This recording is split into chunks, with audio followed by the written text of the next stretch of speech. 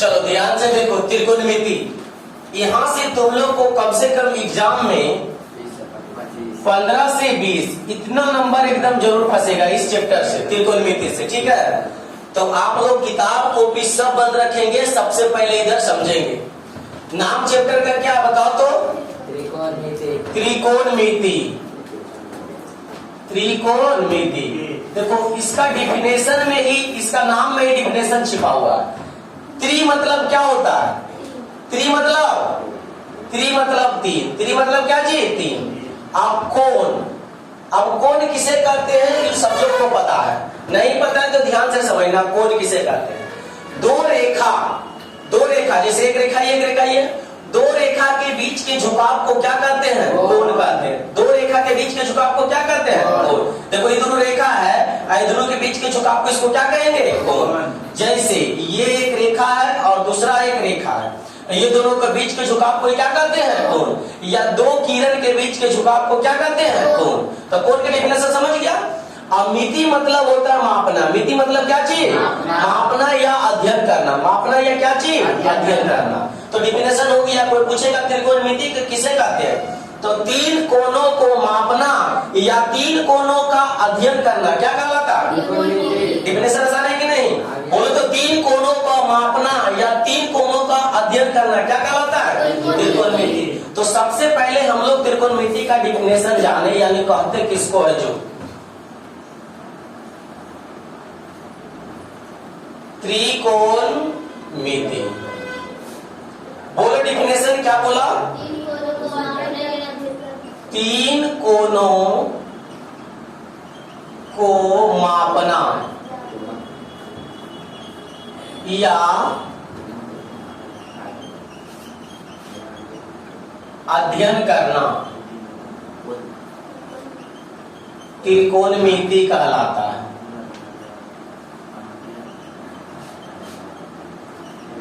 चलो यहां तक नहीं कोई दिक्कत? तो यानी हम अध्ययन जो करेंगे कई कोण को करेंगे? तीन कोण। अभी तीन कोण कौन को करेंगे जो समझना। अब तीन कोण में एक कोण का जो अध्ययन करेंगे जिसको हम बोलते हैं समकोण। क्या बोलते हैं? समकोण। तो आप लोग कोण बहुत पढ़े, समकोण, न्यून कोण, अधिक कोण, ऋजु कोण, संपूरक कोण, पूरक कोण, ये सब पढ़े हैं क्लास 8 में। क्लास 8 में सब गर्दन छोड़ा के पढ़ने का था, है ना?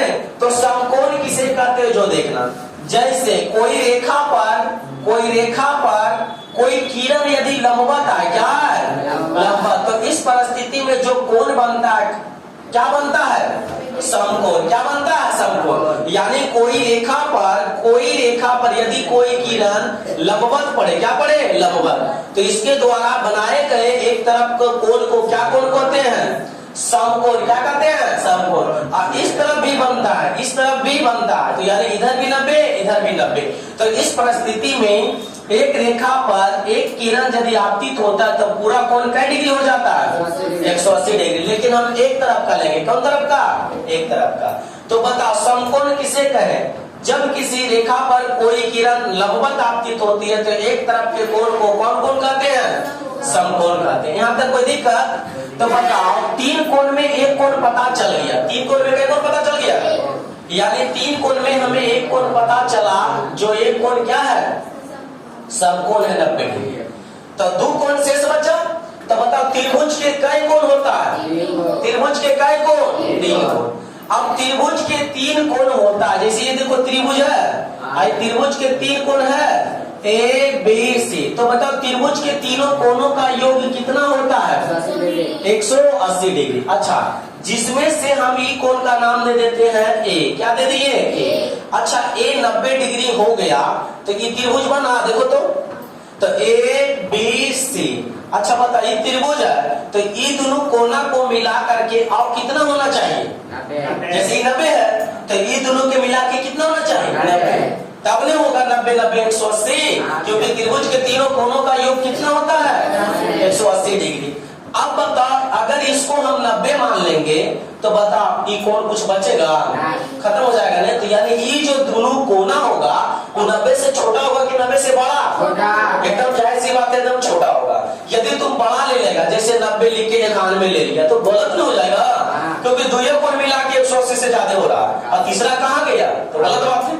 तो बता ई कोण जो होगा ये दोनों 90 से छोटा कि बड़ा?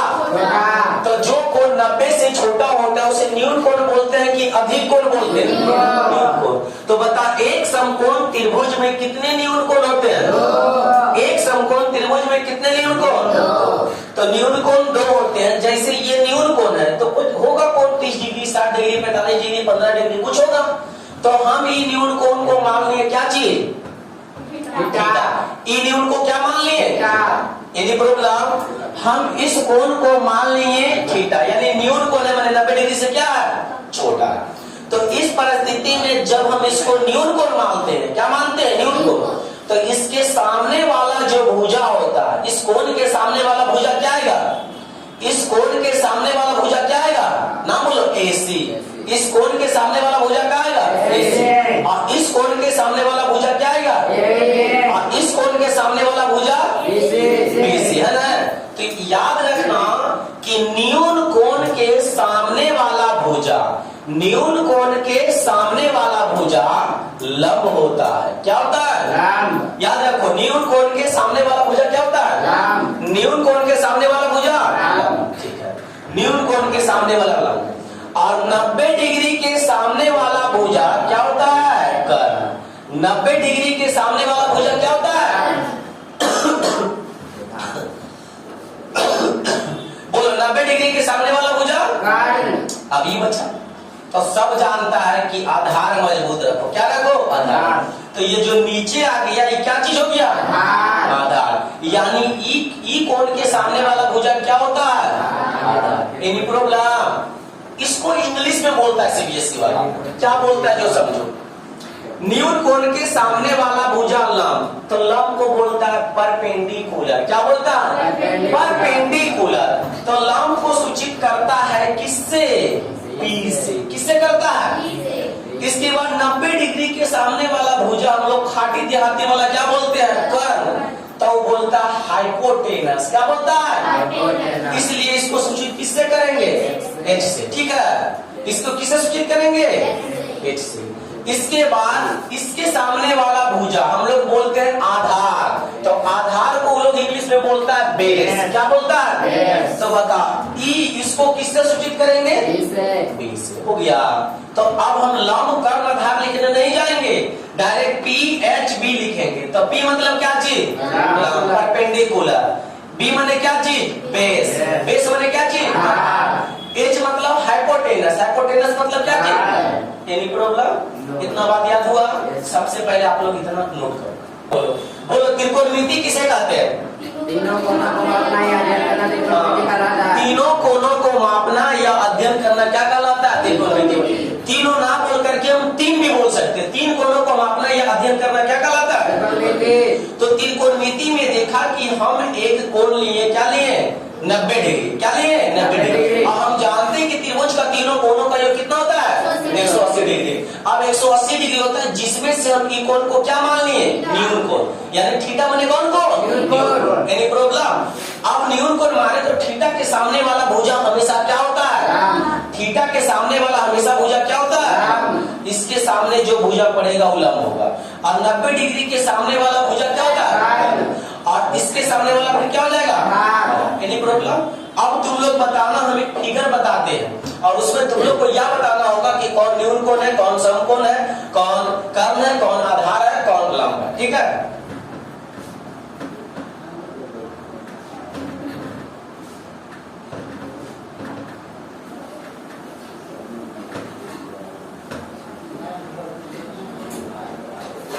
ABC।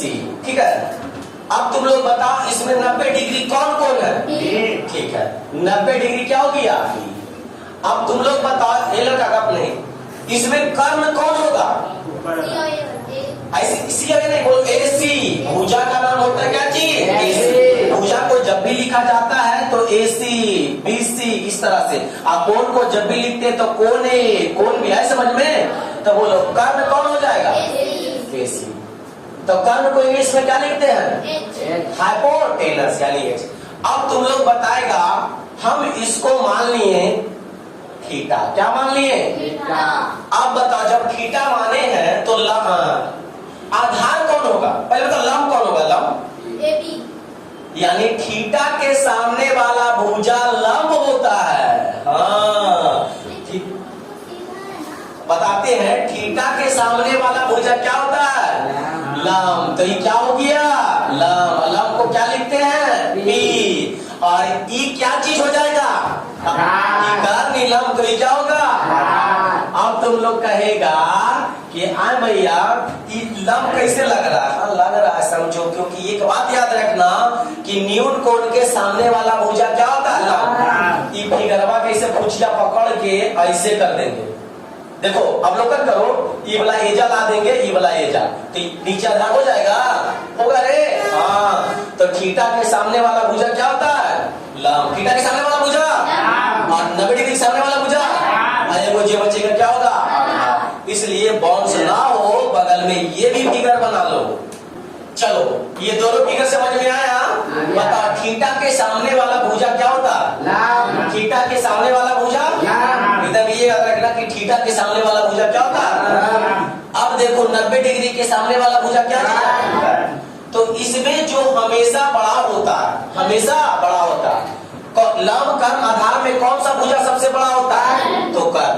तो समकोण त्रिभुज की सबसे बड़ी भुजा कौन होती है? समकोण त्रिभुज की सबसे बड़ी भुजा कर्ण। याद रखना ये जब ज्योमेट्री पढ़ाएंगे तुम लोग को ज्यामिति, तो वो साबित करने के रहेगा कि साबित करें कि किसी समकोण त्रिभुज की सबसे बड़ी भुजा कर्ण होती है। साबित करने का रहेगा कि साबित करें कि किसी भी समकोण त्रिभुज की सबसे बड़ी भुजा क्या होती है? कर्ण।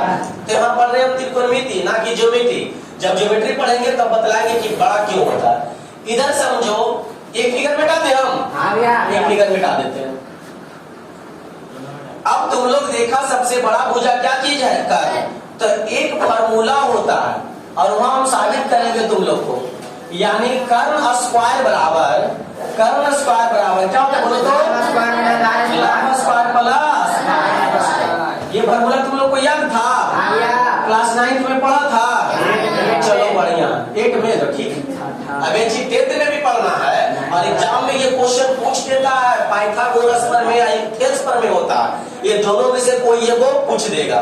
एक पाइथागोरस का प्रमेय होता है तो दूसरा पाइथागोरस का विलोम होता है। एक थेल्स प्रमेय होता है तो दूसरा थेल्स प्रमेय का विलोम होता है। ये दोनों, ये 4 क्वेश्चन होगा, चारों में से कोई 5 नंबर के मैथमेटिक्स चिपका देगा। हाँ इसलिए पढ़ेंगे जब ज्योमेट्री पढ़ेंगे तो। अच्छा, कर्ण स्क्वायर बराबर लंब स्क्वायर प्लस क्या होगा? इस परिस्थिति में हम शॉर्ट में क्या लिखेंगे? कर्ण को क्या लिखेंगे? बोलो तो बोलो तो h स्क्वायर बराबर लंब को क्या लिखेंगे? b स्क्वायर प्लस, यही ना होगा शॉर्ट में। अच्छा अब ये बतलाएगा यहाँ पे, बोलो तो फार्मूला नंबर हम एक इसी से बनाना चाहते हैं।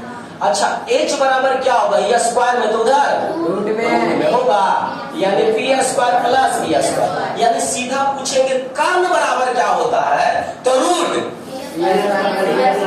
लिखते हैं, लेकिन बोलना तुमको पूरा कर्ण बराबर क्या होगा तो रूट लंब स्क्वायर प्लस ऐसे बोलना, ठीक है? अच्छा एक फार्मूला बन गया। अब आगे बताओ इसी से दूसरा। अच्छा हम अभी p लिखते हैं, क्या लिखते हैं? p स्क्वायर लिखते हैं। क्या लिखे? p square. अच्छा ये प्लस में तो इधर आएगा तो यानी h square minus b square होगा। अच्छा इधर स्क्वायर हटेगा तो उधर क्या होगा? रूट। हाँ या ना? यानी p बराबर क्या हो गया? यानी लंब बराबर क्या हो गया? रूट। कर्ण स्क्वायर माइनस आधार स्क्वायर होगा।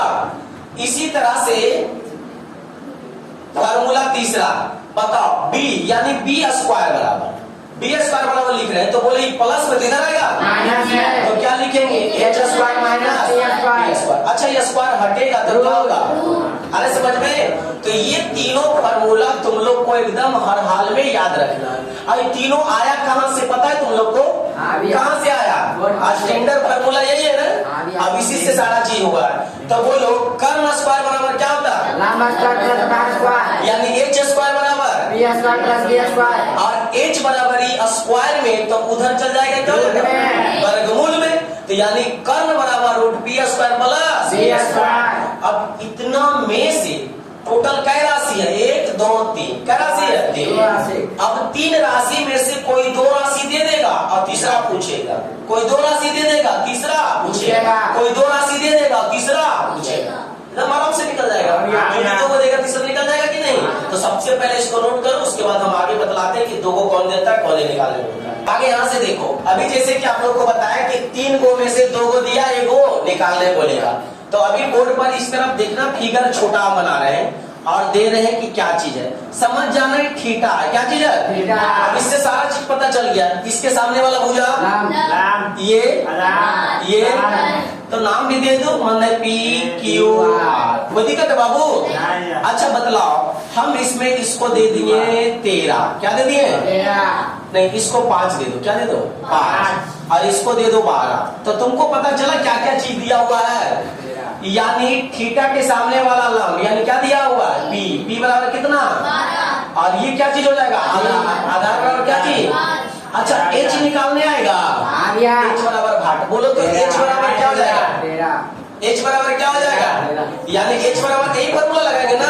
तो एच बराबर क्या लिखेंगे? बोलो तो root p square plus b square. तो बोलो पी के स्क्वायर 12 के स्क्वायर प्लस 5 के स्क्वायर। तो 12 के स्क्वायर 144 बचे। तो बताओ ये जुट के कितना आएगा? 169। 169 के वर्ग को 20 तक का स्क्वायर रटा हुआ रहना चाहिए। कहता 20 तक रटा हुआ रहेगा तो नहीं में काम तमाम हो जाता। ऐसे समझ में? तो निकालने के लिए आ गया। ए बाबू अभी ध्यान से देखो, हम इसको दे दिए 13। कितना दे दिए? आप पूछेंगे इसका वैल्यू, तो बेटा दे इसको, खाली सिर्फ समझना है। अच्छा, आप बताओ तुम्हें क्या क्या चीज दिया हुआ है? यानी कि इसके सामने वाला लंब यानी पी नहीं दिया हुआ है, और इसके सामने वाला आधार यानी बी दिया हुआ है। बी कितना है? एच कितना है? एच 13। तो हमको क्या निकालना है? तो पी बराबर पी बराबर क्या चीज? तो बताओ पी बराबर फार्मूला क्या लिखेंगे? देखो पी बराबर root h square minus b square. तो बताओ तो एच कितना है? एच 13 के स्क्वायर माइनस 5 के स्क्वायर। तो बताओ 13 के स्क्वायर 100 बचे, घट के कितना? 104। कितना आ गया? निकल गया। ये समझ में आया? अब ध्यान से देखेगा, तुम इसको और इसको निकालने के लिए आता है ना, तो हमेशा देखो एच में घटाता है। देखो पी निकालते हैं, पी मैंने क्या चीज? लंब। तो एच में घटाते हैं कि नहीं? बी निकालते हैं आधार, तो किस में घटाते हैं? एच में घटाते हैं। तो अभी आप लोग इतना समझा, हमें क्वेश्चन देते हैं तुम लोग निकाल देगा। देखो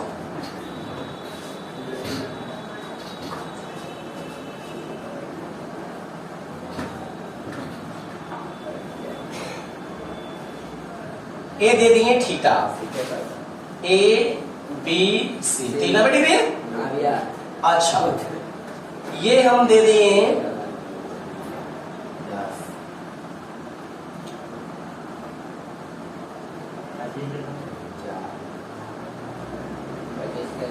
एक अपने। चलो देखो ध्यान से, यहां सबसे पहले हमको ये समझना है कि थीटा जो दिया उसके सामने वाला भुजा क्या होता है? थीटा जो दिया उसके सामने वाला भुजा लंब। यानी P बराबर कितना हो जाएगा? 6। और ये क्या चीज हो जाएगा? तो आधार। यानी P बराबर कितना हो जाएगा? 8। इसलिए हमें क्या निकालना? H। तो H बराबर क्या हो जाएगा? 8। तो फॉर्मूला तो हम जानबे करते हैं, H बराबर क्या होता है? लंब स्क्वायर प्लस आधार स्क्वायर। यानी P के स्क्वायर प्लस B के स्क्वायर। तो बोलो P के स्क्वायर कितना? 6 के स्क्वायर प्लस 8 के स्क्वायर। बोलो 6 चौके 64, 6 चौके 64। हाँ, वाटी जुट के कितना? 100 के वर्गमूल। आगे समझ में? बस तो इस तरह से एक भुजा नहीं देगा, निकालने के लिए चलाएगा कि नहीं? इतना याद रखना। अब देखो याद कैसे रखेंगे फॉर्मूला। जब कर्ण बोलेगा निकालने के लिए कर्ण, तो लंब आधार के स्क्वायर में जोड़ देना। कर्ण बोलेगा तो क्या करेंगे? लंब और किसका? आधार का स्क्वायर जोड़ देंगे। यदि कर्ण दे देगा और लंब पूछेगा तो कर्ण में घटा लेना है। कर्ण में क्या कर लेना है? देखो कर्ण में घटाया गया है कि नहीं? ये दोनों भुजा क्या होता है? छोटा। और सबसे बड़ा भुजा कौन होता है? तो बड़ा कैसे निकालते हैं? जोड़ के। बड़ा कैसे निकालते हैं? जोड़ के। और छोटा कैसे निकालते हैं? हटा के। याद रहेगा।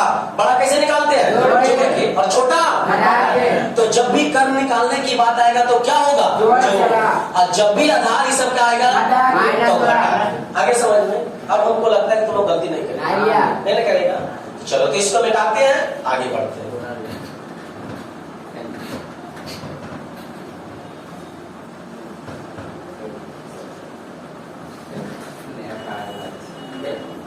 अब नहीं, अब तुम लोग पढ़ रहा है त्रिकोणमिति। क्या पढ़ रहा है? त्रिकोणमिति।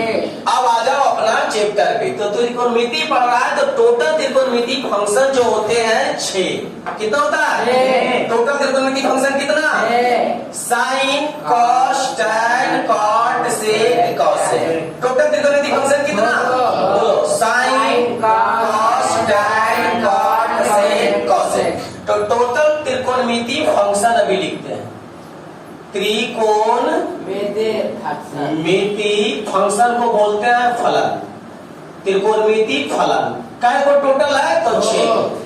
First, second, third, fourth, 5th and 6th। तो पहला का नाम क्या बताए? साइन। क्या बोले? साइन। तो जो लिखा रहेगा, थीटा लिखा रहेगा तो थीटा, एक्स लिखा रहेगा तो एक्स, बाई लिखा रहेगा तो बाई। जो इधर क्या लिखा हुआ है? तो हम क्या बोलेंगे? इसके बाद इसके बाद इसके बाद इसके बाद हाँ, इसके बाद कॉसेक। Any problem? तो अब आगे समझेंगे। Sine theta, cos theta, tan theta, cot theta, sec theta, cosec theta. बताओ त्रिकोणमिति फलन टोटल कितने होते हैं? टोटल कितने? 6 का नाम दिख रहा है ना? अब जैसे पूछेगा थीटा के सामने वाला मुझे क्या हो गया? लंब। और क्या हो गया? कर्ल। तो साइन थीटा बराबर लंब बटा क्या चीज? तो साइन थीटा बराबर पी बटा एच, यानी पी का क्या हो गया?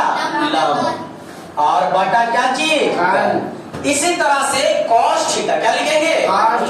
cos थीटा बराबर होता है आधार बटा। तो इसका फॉर्मूला बोलो तो b बटा h। बोलो क्या हो जाएगा? आधार बटा। इसी तरह से tan थीटा क्या थीटा? tan theta. तो लंब बटा क्या चीज? तो tan थीटा बराबर फॉर्मूला हो गया b बटा b, यानी क्या हो गया? लंब बटा आधार। Any problem? अब ध्यान से समझेगा। साइन थीटा पी बटा एच, कॉस थीटा बी बटा एच, टैन थीटा बी बटा बी। अब बटा कॉट बचा सेक बचा क्या चीज? तो ये 3 को याद रखना। हमको क्या याद रखना? अब बाकी ये तीनों अपने आप याद हो जाएगा। कैसे? जब मैं पूरक पढ़ाऊंगा ना, पूरक एक व्युत्क्रम होता है, एक पूरक होता है। तो साइन का व्युत्क्रम पूछेगा, साइन का व्युत्क्रम पूछेगा तो कॉसेक होता है। क्या होता है? तो साइन का व्युत्क्रम क्या होता है? मैंने साइन का उल्टा और कॉसेक होता है। व्युत्क्रम के मतलब क्या होता है? उल्टा। तब बोलो साइन का व्युत्क्रम कॉसेक होता है, तो फॉर्मूला भी उलट जाएगा ना? फॉर्मूला क्या हो जाएगा? यानी क्या चीज लिखेंगे? हाँ, कर्ल बटा। अब कॉस का व्युत्क्रम क्या होता है? सेक। तो कॉस का व्युत्क्रम क्या होता है? सेक। तो कॉस थीटा बी बटा एच, तो इसका फॉर्मूला एच बटा बी। हिंदी में क्या लिख देंगे? टैन का व्युत्क्रम क्या हो जाएगा? टैन का व्युत्क्रम क्या हो जाएगा? कॉट। तो फॉर्मूला क्या हो जाएगा? बी बटा बी। हिंदी में लिखने का मतलब लिख लेना। ऐसे समझ में ये 6 वो जिसको याद है उसके लिए त्रिकोणमिति बहुत आसान है, जिसको नहीं याद है उसके लिए बहुत कठिन है। इसलिए 6 को कम से कम याद रख लेना। ठीक है, अभी इसको नोट करो। चलो बताओ टोटल त्रिकोणमिति फंक्शन कितने हैं? टोटल कितने हैं? 6। पहला बोलेगा, दूसरा, तीसरा, चौथा, पांचवा, छठा। याद रखना है सिर्फ 3 को। कहे हो गए? एक साइन, दूसरा कॉस, तीसरा क्या चीज? टैन। बाकी अपने याद हो जाएगा। बोलो साइन थीटा बराबर पी बटा एच, कॉस थीटा बराबर टैन थीटा बराबर। अब बताओ साइन का व्युत्क्रम क्या बतला है? साइन का व्युत्क्रम। और कॉस का व्युत्क्रम क्या बतला है? सेक। और टैन का व्युत्क्रम कॉट। यही ना? तो बोलो साइन जब पी बटा एच तो उल्टा उसका व्युत्क्रम, तो उलट देंगे। अब बोलो कॉस का व्युत्क्रम सेक, तो इसी का ना उलट देंगे, यानी बी बटा एच, तो यहाँ क्या हो जाएगा एच बटा बी, ठीक है। अब बोलो tan थीटा का व्युत्क्रम क्या होता है कॉट थीटा, तो इसी को ना उलट देंगे, यानी बी बटा बी। इतना तक दिक्कत के लिखो, आज हम इतना ही रहने देते हैं, कल हम इस पर से 4-5 क्वेश्चन कराएंगे और चैप्टर शुरू कर देंगे, ठीक है। तो आज के लिए इतना ही, मिलते हैं नेक्स्ट क्लास में, अभी के लिए जय हिंद।